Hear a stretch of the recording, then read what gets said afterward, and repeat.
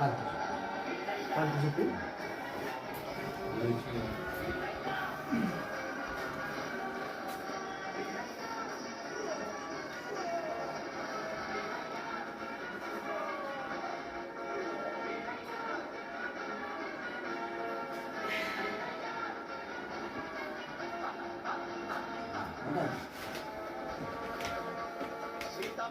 इसकी मौत तेरी कहानी का अंत है।